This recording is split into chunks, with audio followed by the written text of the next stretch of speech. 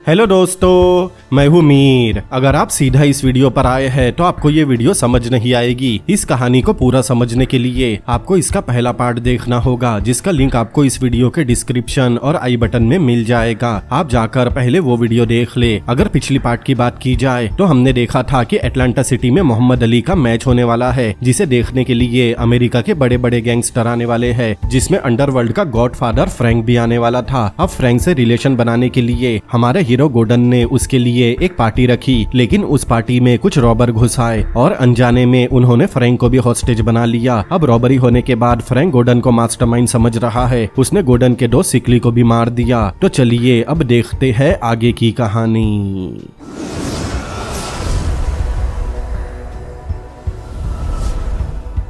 Gordon के घर पर फे विवियान के लिए खाना बना रही थी। तब विवियान फे को एक रात पहले हुई रॉबरी के बारे में बता देती है। तभी गोर्डन का बेटा आकर बताता है कि उनके दरवाजे पर दो लोग आए हैं और उनके पास गन भी है। तब फे भी कबर्ड से दो गन निकालती है और एक गन विवियान को दे देती है। जिसके बाद फे और विवियान दरवाजा खोलती है और दोनों मिलकर उन दोनों आदमियों पर गन तान देते हैं। दरअसल वो दोनों आदमी फ्रैंक के थे और गोर्डन को अपने साथ ले जाने आए थे, लेकिन फे और विवियान उन्हें अपनी गन से डराकर भगा देती है। जिसके बाद विवियान भी गोर्डन के घर से चली जाती है और फे भी समझ गई थी कि उनका वहाँ रहना खतरे से खाली नहीं, इसीलिए वो भी अपना सामान पैक करने लगी और बच्चे को लेकर वहाँ से निकल गई। इतने में वहाँ गोर्डन भी पहुँच गया। वो अपनी वाइफ फे को समझाने की कोशिश करता है, लेकिन फे गोर्डन से काफी नाराज थी, लेकिन गोर्डन ने उसे किसी तरह मना लिया। आगे गोर्डन अपनी फैमिली को लेकर अटलांटा के किसी दूसरे हिस्से में एक होटल में ले जाता है ताकि किसी को उनके बारे में पता न चले। उधर फ्रैंक लेमार से कहता है कि उसे किसी भी कीमत पर गोर्डन चाहिए, चाहे इसके लिए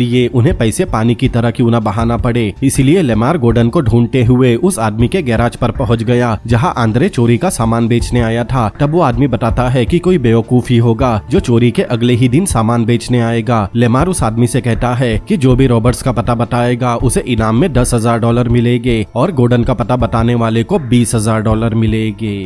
कहानी में आगे हम टॉमी को देखते हैं, जो पुलिस स्टेशन के इंट्रोगेशन रूम में बैठा था और हटसन उससे सवाल पूछ रहा था। हटसन टॉमी को बताता है कि रॉबरी में इस्तेमाल की गई शॉटगन उसके नाम पर रजिस्टर है। जिसके बाद हटसन टॉमी को उसकी आईडी दिखाता है जो उन्हें गन शॉप से मिली थी। हटसन टॉमी को लेना की लाश की फोटो भी दिखाता है और कहता है कि उन्होंने बहुत ही खतरनाक लोगों को लूटा है, इसीलिए लेना मारी गई और वो लोग एक एक करके सबको मार देंगे। लेकिन अगर टॉमी ने बाकी रॉबर्स का पता बता दिया तब हो सकता है कि हटसन टॉमी को उन गैंगस्टर से बचा लेगा। अब टॉमी को पता था कि आज नहीं तो कल उन गैंगस्टर को सभी रॉबर के बारे में पता चल ही जाएगा और वो भी कभी न कभी मारे जाएंगे। इसीलिए टॉमी अपने बाकी साथियों का नाम बता देता है। अगले सीन में हम डिटेक्टिव हटसन और ऑफिसर रोमेल को देखते हैं, जो टॉमी के बताए एड्रेस पर पहुंच गए। तब हटसन कहता है कि वो लोग बैकअप आने तक उन पर नजर रखेंगे, लेकिन मैक ने हटसन को पहचान लिया था, इसीलिए वो लोग पीछे के रास्ते से भागने लगे। तब हटसन भी समझ गया कि रॉबर उन्हें देखकर भाग रहे हैं, इसीलिए वो और रोमेर भी उनके पीछे भागते हैं, लेकिन सभी रॉबर वहाँ से पैसे के बैग लेकर भागने में कामयाब हो गए। इसीलिए हटसन वापस पुलिस स्टेशन जाता है और टॉमी से मिलने उसके सेल में जाता है। लेकिन तभी हटसन को शॉक लगा क्योंकि टॉमी ने फांसी लगाकर खुद को खत्म कर लिया था। ये देखकर हटसन टेंशन में आ गया। वो टॉमी को सांस देकर वापस जिंदा करने की कोशिश करता है, लेकिन कोई फायदा नहीं होता।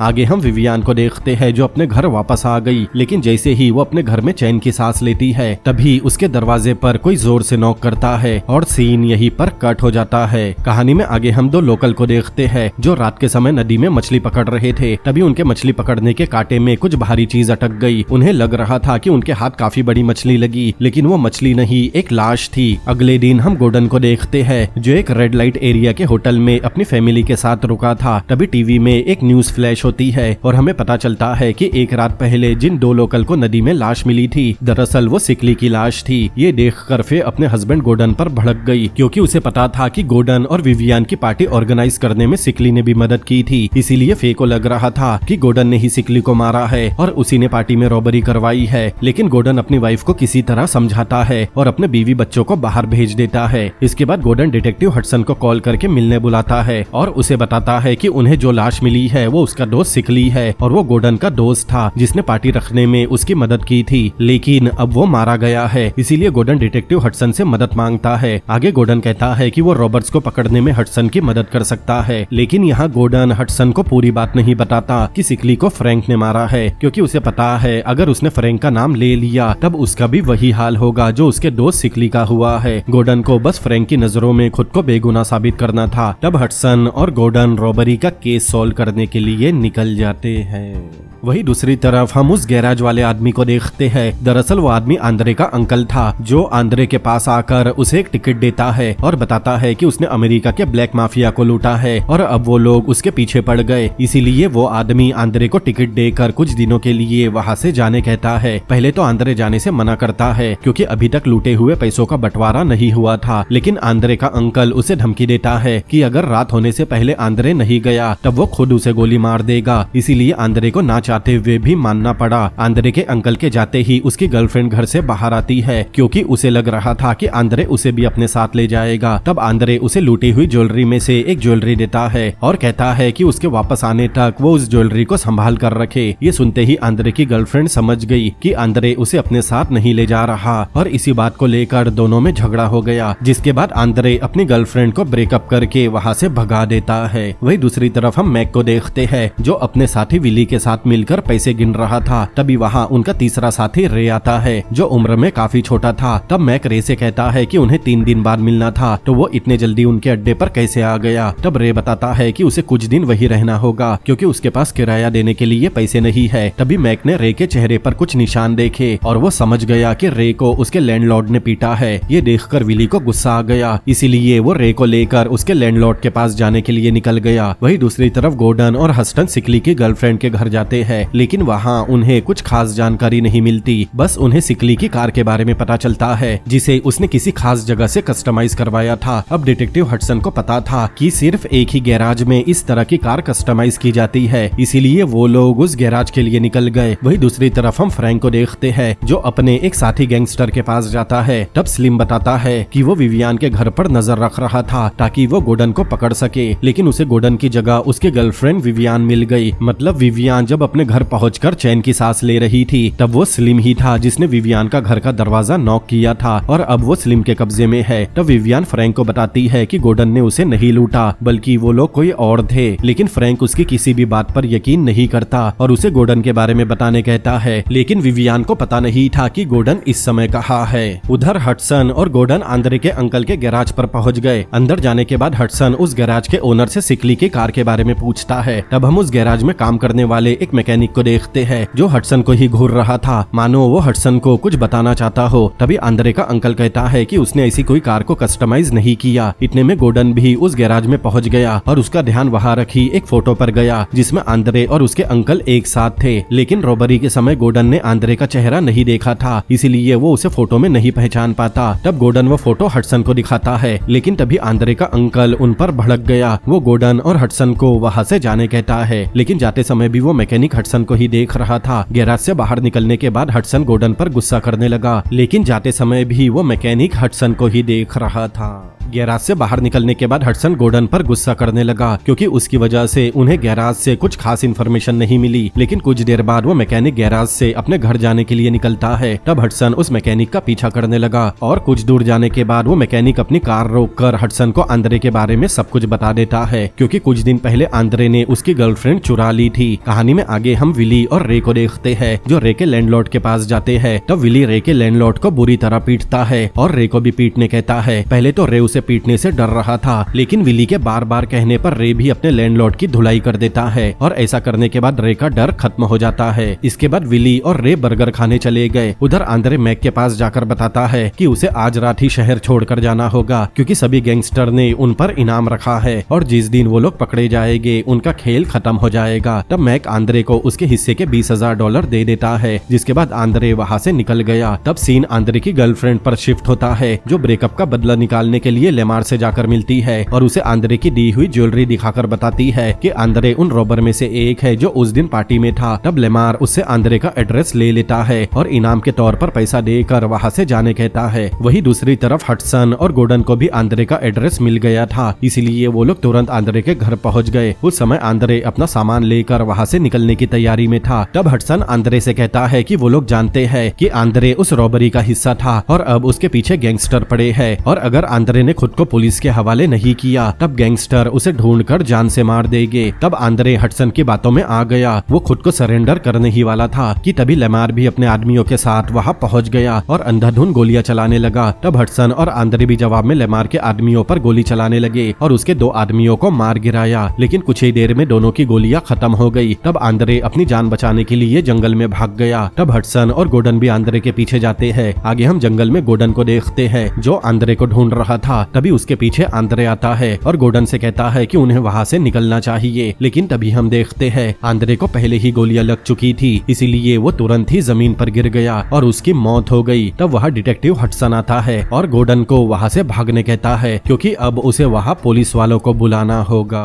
अब रात हो चुकी थी और जंगल में आंद्रे की डेड बॉडी के पास पूरी पुलिस फोर्स पहुंच गई थी। तब हडसन अपने चीफ को वहाँ की सारी जानकारी देता है, लेकिन तभी हडसन उसके क्राइम सीन पर डिटेक्टिव मेसन को देखता है। मेसन वहाँ आकर आंद्रे की मौत पर हडसन को उकसाने का काम करने लगा। तब हडसन उसे एक जोरदार मुक्का मार देता है और ये सब हडसन ने चीफ के सामने किया था, इसीलिए चीफ हडसन को केस से हटा देता है और कुछ दिनों के लिए सस्पेंड भी कर देता है। उधर गोर्डन भागता हुआ विवियान के घर उससे मिलने पहुंच गया क्योंकि विवियान ने काफी लोगों को कॉल करके ये बताया था कि वो गोर्डन से अर्जेंटली मिलना चाहती है, इसीलिए गोर्डन को खबर मिलते ही वो विवियान के घर पहुंच गया। लेकिन ये गोर्डन के लिए एक ट्रैप था क्योंकि गैंगस्टर स्लिम ने ही विवियान को ऐसा करने को कहा था और गोर्डन विवियान के घर पहुंच गया जहाँ स्लिम पहले से उसका वेट कर रहा था। गोर्डन के वहाँ पहुँचते ही स्लिम उसे पकड़ लेता है। तब गोर्डन समझ गया कि अब उसका खेल खत्म होने वाला है, लेकिन स्लिम को लग रहा था कि गोर्डन रॉबरी का असली मास्टरमाइंड है, इसीलिए वो प्लान बनाता है कि गोर्डन के जरिए वो बाकी रॉबर को पकड़ेगा। इसीलिए स्लिम अपने आदमियों से गोर्डन को दूसरे रूम में ले जाकर बंद करने कहता है। अब स्लिम का आदमी गोर्डन को बंद करने के लिए ले जा ही रहा था, तभी गोर्डन उस आदमी के पेट पर एक जोरदार फाइट मारता है जिससे वो आदमी जमीन पर गिर गया और गोर्डन खिड़की खोलकर वहाँ से भाग निकला। तब स्लिम उसे ढूंढने की कोशिश करता है, लेकिन तब तक गोर्डन वहाँ से गायब हो चुका था। वहाँ से भागकर गोर्डन अपने होटल के रूम पर गया। तब वहाँ उसे एक नोट मिला जिसमें गोर्डन को पता चला कि उसकी वाइफ फे उसे छोड़कर अपनी बहन के घर चली गई। तभी उसके रूम के टेलीफोन की रिंग बजी और उसका बेटा बताता है कि न्यूज़पेपर में ये खबर छपी है कि मोहम्मद अली की फाइट के बाद जो पार्टी रखी गई थी उसमें रॉबरी हुई और उसका मास्टरमाइंड और कोई नहीं बल्कि गोर्डन है। ये सुनते ही गोर्डन अपने बेटे को बताता है कि उसने किसी को नहीं लूटा। तभी अचानक गोर्डन को पुलिस का सायरन सुनाई देता है जो उसे ही पकड़ने आई थी, इसीलिए गोर्डन अपने रूम से निकलकर भागने लगा, लेकिन डिटेक्टिव मेसन ने उसे भागते हुए देख लिया, इसीलिए वो उस पर गोलियां चलाने लगा। लेकिन गोर्डन किसी तरह अपनी जान बचाकर वहां से भागने में कामयाब हो गया। वही दूसरी तरफ स्लिम ने विवियान को किडनैप करके अपने पास ही रख लिया था। वो विवियान से कहता है कि गोर्डन के भागने के बाद अब विवियान उसे उसका लूटा हुआ पैसा ला कर देगी और वो भी पूरे $50,000, जो कि 70 के दशक में काफी बड़ी रकम हुआ करती थी। स्लिम कहता है कि अगर उसे उसके पैसे नहीं मिले तो वो विवियान को जान से मार देगा।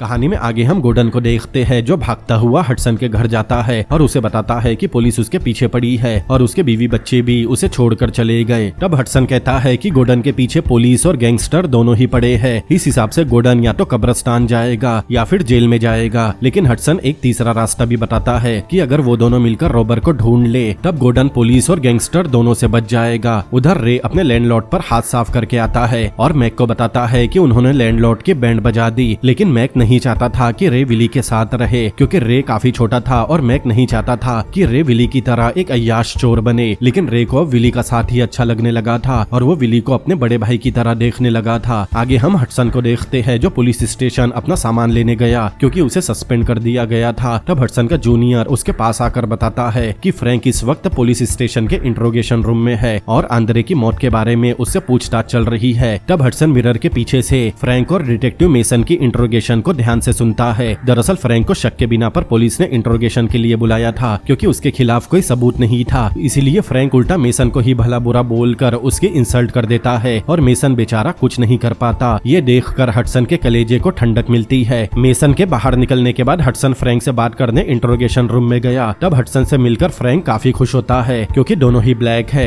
लेकिन कुछ देर अच्छे से बात करने के बाद फ्रैंक हडसन को रिश्वत देकर खरीदने की बात करने लगा जो हडसन को बिल्कुल भी पसंद नहीं आती, इसीलिए उन दोनों में कोल्ड वॉर शुरू हो जाती है। तब फ्रैंक बताता है कि जब कोई रॉबर किसी मिलियनेयर को लूटता है तो वो सिर्फ उसका पैसा नहीं बल्कि उसकी सारी इज्जत लूट कर ले जाता है जो पैसों से कई ज्यादा कीमती होती है। फ्रैंक की बातों से साफ लग रहा था कि उसके साथ पार्टी में जो कुछ भी हुआ है उसे फ्रैंक ने पर्सनली ले लिया था। फ्रैंक स्टेशन से निकलने के बाद हडसन और गोर्डन सीधा आंद्रे के गैराज वाले अंकल के पास जाते हैं, जिसे आंद्रे के मरने का बहुत अफसोस हो रहा था। तब हडसन आंद्रे के अंकल को इमोशनल ब्लैकमेल करके उससे मैक का नाम और उसके घर का एड्रेस उगलवा लेता है, लेकिन उनके पास मैक की कोई फोटो नहीं थी और ना ही दोनों में से किसी ने मैक को पहले कभी देखा था। इसीलिए वो दोनों मैक के घर पहुंच गए। उन्हें लग रहा था मैक उन्हें अपने घर पर मिलेगा, लेकिन वो वहाँ नहीं था। इसीलिए वो दोनों उसके घर की तलाशी लेना शुरू करते हैं। तब गोर्डन को एक फोटो मिलती है जिसमें मैक के साथ इमर्सन भी था। तब गोर्डन को याद आया कि जिस दिन उसने अपने दोस्त सिकली से फ्रैंक के लिए पार्टी अरेंज करने की बात की थी, उसी दिन इमर्सन सिकली से मिलने आया था। और तब गोर्डन ने पहली बार इमर्सन को देखा था, क्योंकि पहले इमर्सन ही फ्रैंक के लिए पार्टी होस्ट करने वाला था। लेकिन अब हडसन को फोटो में मैक के साथ इमर्सन भी दिखाई दिया, जिससे हडसन और गोर्डन समझ गए कि रॉबरी का असली मास्टरमाइंड इमर्सन ही है।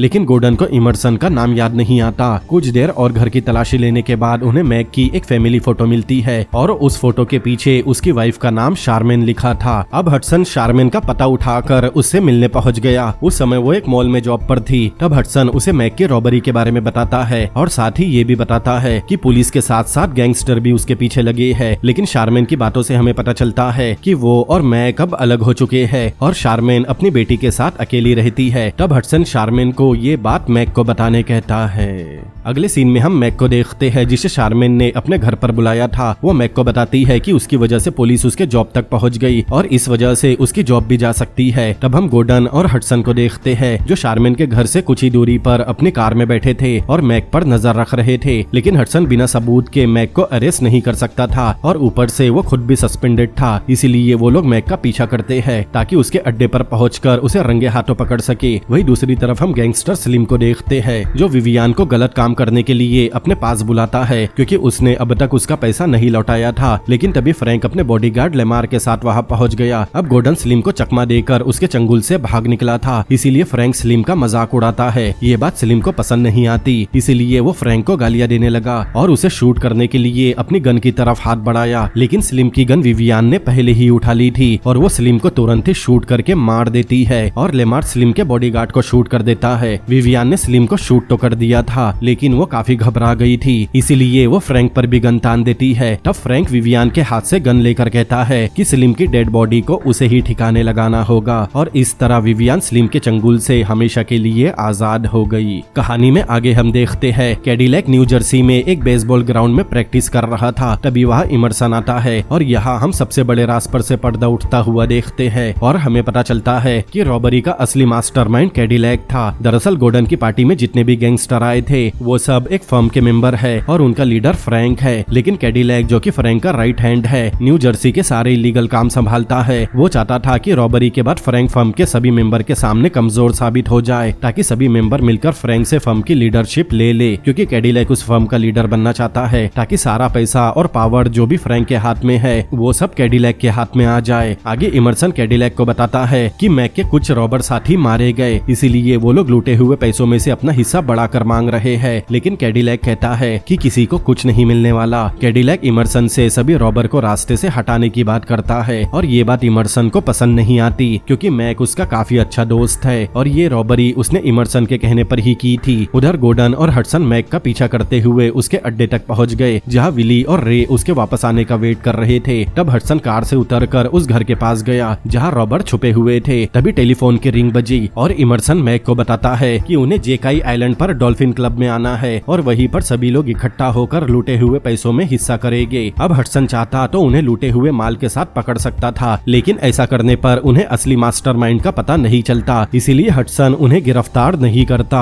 वही मैक अपने दोनों साथियों के साथ पैसों के बैग लेकर उस आइलैंड के लिए निकल गया। वही हडसन और गोर्डन भी उनके पीछे निकल गए। कहानी में आगे हम सीधा अगले दिन का समय देखते हैं। मैक, रे और विली रास्ते में कुछ खाने के लिए रुकते हैं। वही हडसन और गोर्डन उन्हें अपनी कार में बैठकर दूर से देख रहे थे। तभी हम विली और रे को देखते हैं, जो कुछ खरीदने के लिए एक फूड स्टोर में जाते हैं। तब रे एक चॉकलेट चुरा लेता है, लेकिन काउंटर पर बैठे कैशियर ने उसे ऐसा करते हुए देख लिया था, इसीलिए वो रे को चॉकलेट वापस रखने कहता है। लेकिन विली को नहीं पता था कि रे ने सच में चॉकलेट चुराई है और वो समझता है कि वो लोग ब्लैक है, इसीलिए कैशियर उन्हें गालियां दे रहा है। तब विली भी उससे उल्टी सीधी बातें करने लगा, इसीलिए कैशियर अपनी गन निकाल लेता है। लेकिन उससे पहले विली ने कैशियर पर गन तान दी, जिसके बाद रे कैशियर से उसकी गन लेकर उसी पर तान देता है। लेकिन रे 17 साल का बच्चा था और उसने अब तक किसी को जान से नहीं मारा, इसीलिए विली रे से उस कैशियर को जान से मारने कहता है। अब रे कैशियर को शूट करने ही वाला था, लेकिन तभी वहाँ मैक पहुँच गया और उसने रे को शूट करने से रोक दिया कि रे इतनी कम उम्र में एक खूनी बन जाए। वही हडसन और गॉर्डन दूर से ये सब होते हुए देख रहे थे। कुछ देर बाद मैक, रे और विली वहाँ से उस आइलैंड के लिए निकल गए। तब गॉर्डन हडसन को उनका पीछा करने कहता है, लेकिन हडसन को पता था कि स्टोर के अंदर कैशियर किसी बड़ी मुसीबत में है, इसीलिए वो उनका पीछा करने की बजाय स्टोर के अंदर जाकर कैशियर के बंधे हुए हाथ खोल देता है। कहानी में आगे हम उलिसिस नाम के एक आदमी को देखते हैं। वो फ्यूनरल होम चलाता है। तभी वहाँ विवियान आती है और उनकी बातों से हमें पता चला कि उलिसेस और विवियान पहले से एक दूसरे को जानते हैं। आगे विवियान उलिसेस को अपनी कार की डिक्की में रखी स्लिम की डेड बॉडी दिखाती है और उस लाश को ठिकाने लगाने कहती है। पहले तो उलिसेस उसकी मदद करने से मना कर देता है, लेकिन विवियान उसे मदद करने के लिए फोर्स करती है। तब उलिसेस $300 में मान जाता है। दरअसल उलिसेस एक फ्यूनरल होम चलाता है, जिससे वो डेड बॉडी को फ्यूनरल के लिए रेडी करने का काम करता है। इसीलिए उलिसेस के लिए किसी भी डेड बॉडी को ठिकाने लगाना बहुत आसान है। वही दूसरी तरफ मैक अपने साथियों के साथ उस आइलैंड के डॉल्फिन क्लब में पहुंच गया। तब हम देखते हैं कि डॉल्फिन क्लब काफी समय से बंद पड़ा है। उधर कैशियर हडसन को बताता है कि वो लोग किसी आइलैंड की तरफ जाने की बात कर रहे थे। मतलब उन्हें पता चल गया कि रॉबर्ट जकाई आइलैंड की तरफ गए हैं, लेकिन उन्हें अब भी प्रॉपर एड्रेस नहीं पता था कि उन्हें आइलैंड के किस हिस्से में जाना है। वही दूसरी तरफ मैक, रे और विली डॉल्फिन क्लब के अंदर जाते हैं। अंदर जाने की कुछ ही देर बाद क्लब में रखा टेलीफोन बजने लगा। तब मैक कॉल उठाता है और कंफर्मेशन देता है कि वो लोग डॉल्फिन क्लब पहुंच गए। इसके बाद इमर्सन विली से बात करने कहता है। तब मैक को इमर्सन पर शक होने लगा कि अचानक इमर्सन को विली से क्या बात करनी है, लेकिन मैक बिना कुछ कहे रिसीवर विली को दे देता है। तब इमर्सन कहता है कि उसे ऑर्डर मिले हैं कि लूट का माल बस 2 लोगों में ही बटेगा, इसीलिए इमर्सन विली से उस छोटे से बच्चे रे को जान से मारने कहता है। तब विली कुछ नहीं कहता और कॉल कट कर देता है। मतलब बेचारा रे बिना कुछ किए ही मारा जाएगा। कॉल कट करने के बाद विली कहता है कि लूटा हुआ पैसा उन सब में जल्दी ही बटने वाला है, क्योंकि इमर्सन डॉल्फिन क्लब में आने के लिए निकल गया है, इसीलिए उन्हें पार्टी करनी चाहिए। जिसके लिए विली कुछ लड़कियों को डॉल्फिन क्लब में बुलाता है ताकि वो लोग उनके साथ मस्ती कर सके।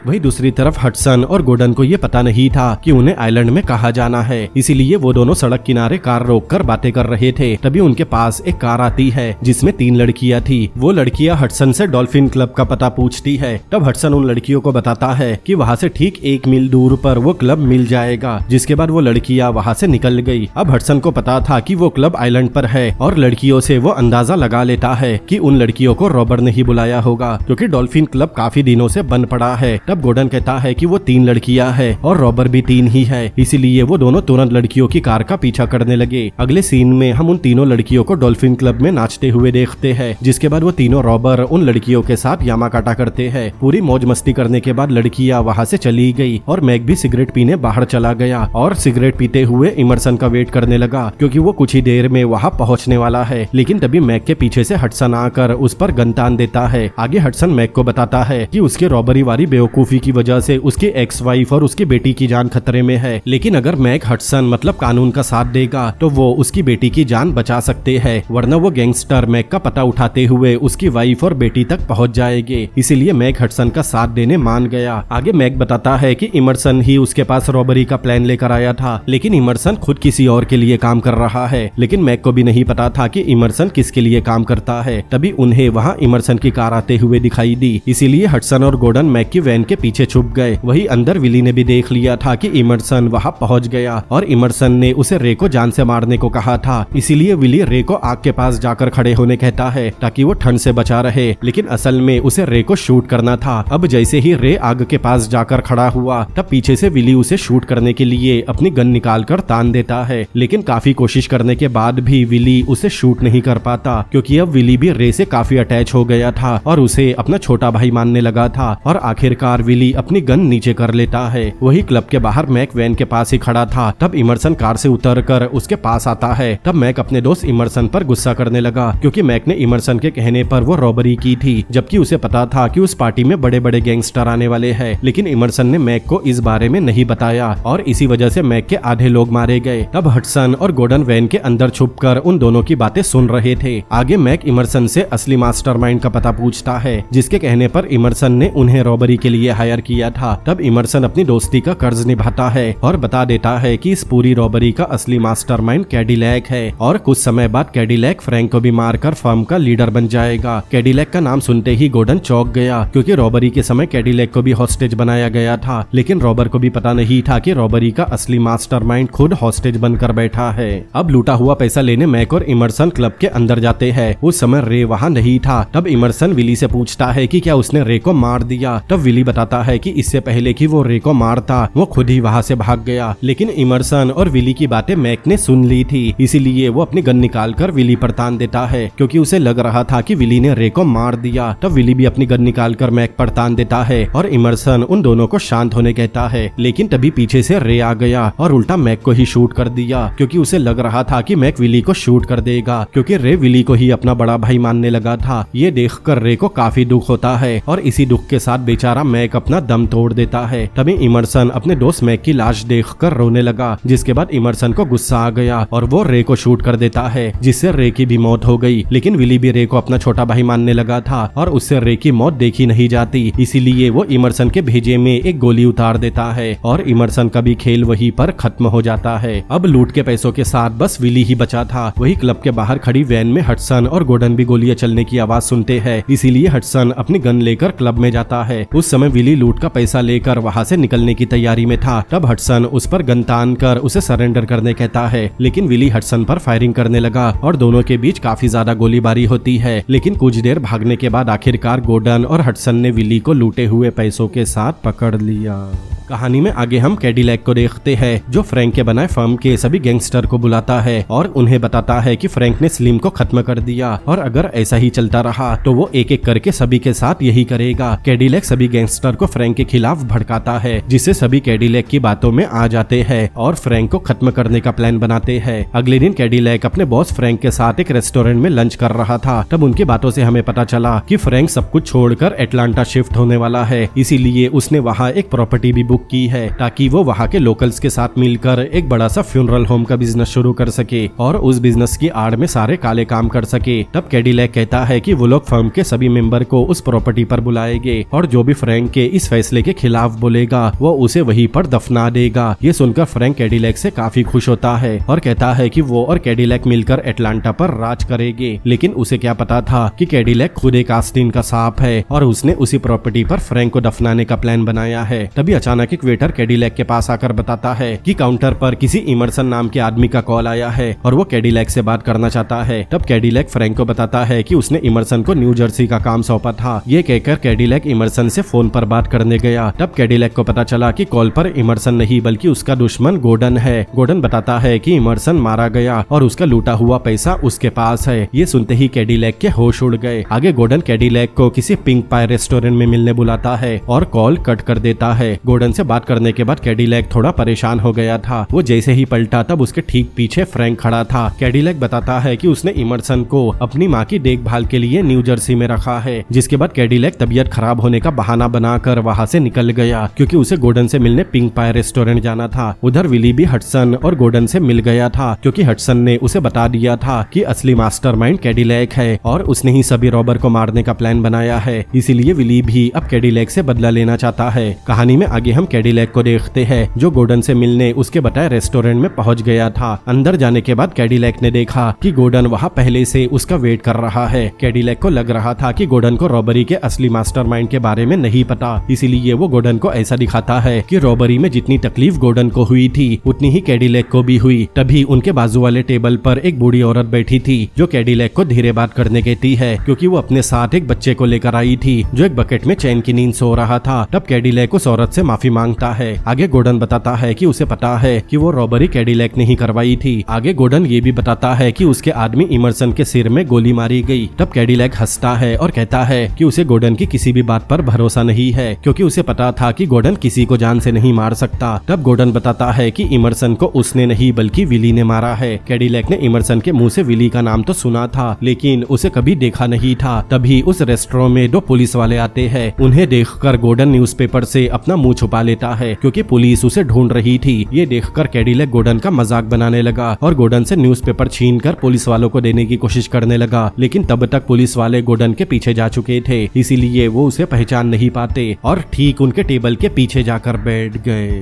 थोड़ी देर बाद विली अपने साथ लूटे हुए पैसों का एक बैग लेकर आता है और अपना नाम बताता है। तब गोर्डन कहता है कि उसे पता है कैडिलैक फ्रैंक को जान से मारना चाहता है और उसे इन सब बातों से कोई फर्क नहीं पड़ता। गोर्डन कहता है कि उसे बस खुद को कानून की नजरों में बेगुनाह साबित करना है। इसीलिए गोर्डन कैडिलैक को प्लान बताता है और कहता है कि कैडिलैक लूटा हुआ सारा पैसा और इमर्सन की लाश लेकर फ्रैंक के पास जाए और उसे ये बताए कि रॉबरी का असली मास्टरमाइंड गोर्डन नहीं बल्कि इमर्सन था। इससे गोर्डन बेगुनाह साबित हो जाएगा और कैडिलैक पर भी किसी को शक नहीं होगा। तब कैडिलैक कहता है कि इमर्सन की लाश किसी तालाब में मिलनी चाहिए और लाश के साथ थोड़ी ज्वेलरी भी होनी चाहिए। तब सबको यकीन हो जाएगा कि असली मास्टरमाइंड इमर्सन था जिसे उसके साथियों ने ही मार दिया। कैडिलैक बताता है कि गोर्डन कभी उसके प्लान का हिस्सा नहीं था क्योंकि ये काम इमर्सन को दिया गया था, लेकिन लालच के चक्कर में गोर्डन ने इमर्सन को हटाकर खुद पार्टी होस्ट कर ली और उड़ता तीर अपने पिछवाड़े में ले लिया। इतना बोलकर कैडिलैक लूटे हुए पैसों का बैग लेकर वहाँ से जाने लगा, लेकिन तभी वहाँ हडसन आकर उसे गिरफ्तार कर लेता है। अब कैडिलैक को कुछ समझ नहीं आ रहा था कि उसे गिरफ्तार क्यों किया जा रहा है क्योंकि पुलिस गोर्डन के पीछे पड़ी थी। तब हम एक छोटा सा फ्लैशबैक देखते हैं। दरअसल गोर्डन ने कैडिलैक को जिस रेस्टोरेंट में मिलने बुलाया था वो पूरा रेस्टोरेंट एक सेटअप था। रेस्टोरेंट के अंदर जितने भी लोग थे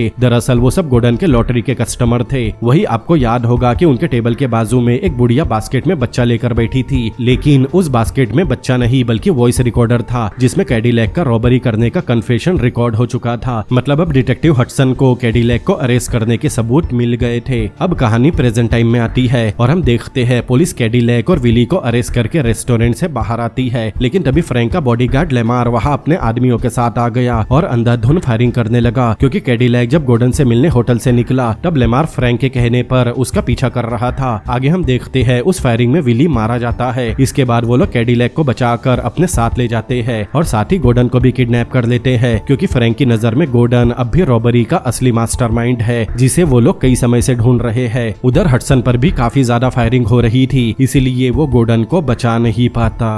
कहानी में आगे हम फ्रैंक को देखते हैं जो लेमार को कॉल पर इंस्ट्रक्शन देता है और सबको अपनी प्रॉपर्टी पर ले जाने कहता है। और हम ये भी देखते हैं कि विवियान और मैगजाइन अब फ्रैंक के लिए काम करने लगे थे। तभी हडसन फ्रैंक के होटल रूम में आता है और उस पर गन तान कर कहता है कि वो गोर्डन को छोड़ दे, लेकिन फ्रैंक को पता चल चुका था कि हडसन को सस्पेंड कर दिया गया है, इसीलिए हडसन अब उसका कुछ नहीं बिगाड़ सकता। तब हडसन कहता है कि अगर फ्रैंक उसकी मदद नहीं करेगा तो वो फ्रैंक को होटल की बिल्डिंग से नीचे फेंक देगा। आगे हडसन फ्रैंक के साथ एक डील करता है कि फ्रैंक गोर्डन को उसके हवाले कर दे, बदले में हडसन उसे रॉबरी के असली मास्टरमाइंड के बारे में बता देगा। तब फ्रैंक भी मान जाता है और दोनों ही फ्रैंक की प्रॉपर्टी की तरफ निकल जाते हैं जहाँ लेमार गोर्डन और कैडिलैक दोनों को लेकर गया है। रास्ते में हडसन और फ्रैंक आपस में झगड़ा करते हैं। तब विवियान कार रोककर दोनों को समझाती है कि उन्हें साथ मिलकर कुछ सोचना चाहिए। उधर लेमार और कैडिलैक मिलकर फ्रैंक की प्रॉपर्टी पर एक बड़ा सा गड्ढा खुदवाते हैं ताकि गोर्डन को मारने के बाद उस गड्ढे में दफना सके, लेकिन कुछ ही देर में हडसन, फ्रैंक और विवियान भी वहाँ पहुँच गए। तब कार से उतरने के बाद हडसन फ्रैंक पर गन तान देता है। ये देखकर कैडिलैक भी हडसन की तरफ गन तान देता है, लेकिन फ्रैंक लेमार और कैडिलैक से गन नीचे करने कहता है ताकि गलती से उसे गोली न चल जाए। इसके बाद फ्रैंक हडसन से रॉबरी के असली मास्टरमाइंड के बारे में पूछता है, लेकिन इससे पहले हडसन कुछ कहता कैडिलैक अपनी सफाई देने लगा। वो कहता है कि असली मास्टरमाइंड इमर्सन था और गोर्डन कैडिलैक को फंसाने की कोशिश कर रहा है। तब गोर्डन भी कहता है कि असली मास्टरमाइंड कैडिलैक ही है। वही हडसन कहता है कि उसने तो कैडिलैक का नाम भी नहीं लिया था, लेकिन कैडिलैक खुद को बचाने के लिए खुद ही सफाई देने लगा। अब फ्रैंक सभी की बकवास सुनकर परेशान हो चुका था, इसलिए वो सभी को शांत रहने कहता है। इसके बाद फ्रैंक हडसन से उसकी गन मांगता है, लेकिन हडसन ने ऐसा करने से मना कर दिया। तब फ्रैंक अपने बॉडीगार्ड लेमार से कहता है कि उसके 3 गिनते ही वो गोर्डन को शूट कर दे, जिसके बाद फ्रैंक गिनती शुरू करता है। तब ना चाहते हुए भी हडसन को अपनी गन फ्रैंक को देनी पड़ती है। गन देने के बाद हडसन कहता है कि उसके और फ्रैंक के बीच में डील हुई थी कि असली मास्टरमाइंड का नाम बताने के बाद फ्रैंक उसे और गोर्डन को जाने देगा, लेकिन अब फ्रैंक अपनी बात से पलट गया। लेकिन फ्रैंक गोर्डन को ही इन सब का जिम्मेदार मानता है और उसे जान से मारने के लिए उसके प्रॉपर्टी पर बने एक छोटे से ऑफिस में ले जाता है। अंदर जाने के बाद फ्रैंक गोर्डन पर गन तान कर कहता है कि उसे फ्रैंक के साथ ऐसा नहीं करना चाहिए था क्योंकि इतनी हिम्मत किसी में नहीं कि कोई फ्रैंक को लूट सके। तब गोर्डन कहता है कि पार्टी भले ही उसने रखी थी, लेकिन रॉबरी का प्लान उसका नहीं था। अब यहाँ एक ट्विस्ट आता है जब फ्रैंक बताता है कि उसे पता है कि उस रॉबरी का असली मास्टरमाइंड कैडिलैक ही है, और जब वो उससे झूठ बोलकर गोर्डन से मिलने गया था, गोर्डन को तभी उसे गोली मार देनी चाहिए थी, क्योंकि अगर फ्रैंक उसे गोली मारेगा तब उसके कम्युनिटी के लोग फ्रैंक को ही गलत समझेंगे। लेकिन गोर्डन ने कैडिलैक को मारने की बजाय पुलिस के हवाले कर दिया, इसीलिए फ्रैंक गोर्डन से नाराज हो जाता है और कहता है है कि वो उसे शूट कर देगा, जिसके बाद फ्रैंक गोर्डन की तरफ गन पॉइंट करके शूट कर देता है। और ये सीन वही था जो हमने कहानी की शुरुआत में देखा था, मतलब कहानी अब तक फ्लैशबैक में चल रही थी।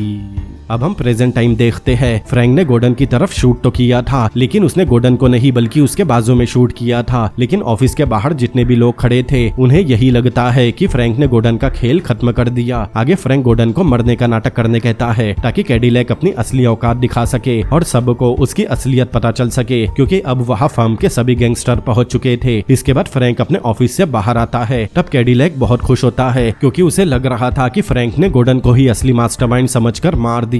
तब फ्रैंक कैडिलैक से उसके हंसने की वजह पूछता है। कैडिलैक बताता है कि फ्रैंक के सभी गैंगस्टर ने फ्रैंक को हटाने के लिए वोट किया है। इतना बोलने के बाद कैडिलैक के साथ फर्म के सभी गैंगस्टर फ्रैंक की तरफ गन तान देते हैं। बदले में फ्रैंक और लेमार भी उन लोगों पर गन तान देते हैं। तब कैडिलैक फ्रैंक को ऑप्शन देता है कि वो चाहे तो फर्म छोड़कर हमेशा के लिए अटलांटा में रह सकता है या फिर वो लोग उसे शूट करके मार देंगे। तब फ्रैंक और लेमार अपनी गन नीचे कर लेते हैं, मतलब फ्रैंक फर्म छोड़ने को तैयार हो गया। आगे कैडिलैक टेक्स नाम के गैंगस्टर से हडसन को जान से मारने कहता है, क्योंकि उसे पता था कि हडसन के पास उसके खिलाफ सबूत है। तब टेक्स कैडिलैक की बात मानकर हडसन के भेजे में गोली मारने उसके पास जाता है कि रॉबरी का असली मास्टरमाइंड कैडिलैक है और वो ये साबित कर सकता है। लेकिन कैडिलैक कहता है कि हडसन खुद को बचाने के लिए झूठ बोल रहा है। अब टेक्स हडसन को शूट करने ही वाला था। तब मशमाउथ और बंकेट कट नाम के गैंगस्टर टेक्स को रोक लेते हैं और हडसन को खुद को साबित करने का एक मौका देते हैं। जिसके बाद हडसन उन सबको इमरसन और मैक की एक फोटो दिखाता है जो उसे मैक के घर पर मिली थी। हडसन बताता है कि इमरसन ने ही सभी रॉबर को हायर किया था और इमरसन खुद कैडिलैक के लिए काम करता था और उसी के कहने पर रॉबरी का प्लान बना। हडसन आगे बताता है कि कैडिलैक ने सारी बातें कन्फेस की है और उसके पास कन्फेशन की रिकॉर्डिंग भी है। तब सभी गैंगस्टर कैडिलैक के खिलाफ हो गए। ये सुनकर कैडिलैक फिर एक बार खुद को बचाने की कोशिश करता है और बताता है कि हडसन और फ्रैंक मिले हुए हैं और ये सब फ्रैंक के कहने पर हो रहा है और इसी तरह फ्रैंक ने उसके बाप के साथ भी किया था जो कभी फ्रैंक के लिए काम करता था। तब बताता है कि कैडिलैक के बाप के मरने के पीछे उसी की माँ का हाथ था और उसी की वजह से उसके बाप की मौत हुई। ये सुनकर कैडिलैक भड़क गया। वो फ्रैंक को शूट करने ही वाला था कि तभी अचानक वहाँ ऑफिसर रोमेर पुलिस फोर्स लेकर पहुंच गया, जो काफी समय से वही छुपकर मौके का इंतजार कर रहे थे। जिसके बाद कैडिलैक को अरेस्ट कर लिया गया और साथ ही फ्रैंक के बॉडीगार्ड लेमार को भी अरेस्ट कर लिया गया, क्योंकि उसने रॉबरी के बाद 2 रॉबर और सिकली को मारा था। तभी ऑफिस के अंदर से गोर्डन भी बाहर आता है और उसे जिंदा देखकर कैडिलैक के होश उड़ गए, क्योंकि उसे लग रहा था कि गोर्डन मारा गया। दरअसल फ्रैंक, हडसन और विवियन जब होटल से फ्रैंक की प्रॉपर्टी पर जाने के लिए निकले थे तभी उन्होंने सारा प्लान बना लिया था और बाद में इस प्लान में गोर्डन को भी शामिल कर लिया गया और उन चारों ने मिलकर कैडिलैक का पर्दाफाश किया।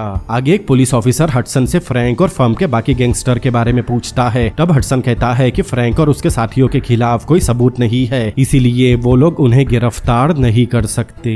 कहानी में आगे हम अटलांटा पुलिस स्टेशन को देखते हैं, जहाँ सभी लोग हडसन और उसकी टीम को तालियां बजाकर अप्रिशिएट कर रहे थे। तभी हडसन का चीफ उसे अपने कैबिन में बुलाता है कि सस्पेंड होने के बाद भी हडसन ने शहर के टॉप लॉ इन्फॉर्मेंट ऑफिसर के साथ मिलकर अपने रिस्क पर इतना बड़ा केस सॉल्व किया। चीफ आगे कहता है कि हडसन ने एक गलती कर दी। दरअसल हडसन ने चीफ के बिना पूछे प्रेस को कॉल कर दिया था और अब वो सभी पुलिस स्टेशन में डेरा डालकर बैठे हैं। तब हडसन कहता है कि उसने प्रेस वालों को इसीलिए बुलाया ताकि चीफ इस केस को सॉल्व करने का क्रेडिट ले सके। ये सुनकर चीफ खुश होता है और कहता है कि आखिर हडसन ने उसे अपने जाल में फंसा ही लिया। इतना बोलकर चीफ वहाँ से जाने लगा। तब हडसन कहता है कि उसे इस केस को सॉल्व करने के बदले में चीफ से बस एक ही चीज चाहिए और अगले ही सीन में हम देखते हैं कि डिटेक्टिव मेसन को गिरफ्तार कर लिया जाता है। तब मेसन हडसन से कहता है कि वो उसे गिरफ्तार नहीं कर सकता क्योंकि उसे सस्पेंड कर दिया गया था। तब हडसन बताता है कि उसे वापस रख लिया गया है और साथ ही इंटरनल अफेयर डिपार्टमेंट का हेड भी बना दिया गया है और मेसन को ब्लैक लोगों पर असॉल्ट करने के चार्ज में गिरफ्तार किया जाता है। आगे हम चीफ को न्यूज में देखते हैं जो बताता है कि रॉबरी का असली मास्टरमाइंड कैडिलैक है और इस रॉबरी में गोर्डन का कोई हाथ नहीं, इसीलिए गोर्डन का नाम इस केस से निकाला जा रहा है। कहानी में आगे हम गोर्डन को देखते हैं जो अपनी वाइफ फे से मिलने गया और अपने किए के लिए दिल से माफी मांगी और फे ने उसे माफ भी कर दिया। जिसके बाद हम देखते हैं कि गोर्डन चर्च का पास्टर बन गया और वो सभी को अपनी कहानी बताता है और सही राह पर चलने की सीख देता है। आगे कहानी में हमें हमें गोर्डन की हिस्ट्री बताई जाती है, जिसमें पता चलता है कि सारे इलीगल काम करने के बाद गोर्डन ने अपनी बाकी की जिंदगी पास्टर बनकर लोगों की सेवा की और 2014 में गोर्डन ने अपनी जिंदगी की आखिरी सांस ली और अंत में हमें गोर्डन विलियम और डिटेक्टिव जेडी हडसन की ओरिजिनल फोटो दिखाई जाती है और यहीं पर ये कहानी भी खत्म होती है। तो कैसी लगी आपको ये कहानी और मेरा एक्सप्लेनेशन मुझे कमेंट करके जरूर बताएं। और अगर ये वीडियो आपको पसंद आया हो तो इस वीडियो को लाइक करें, अपने दोस्तों के साथ शेयर करें और ऐसी और भी अमेजिंग मूवीज के एक्सप्लेनेशन देखने के लिए मेरे चैनल को सब्सक्राइब करें। तो मिलते हैं अगली बार किसी और अमेजिंग मूवी के एक्सप्लेनेशन के साथ। Peace out.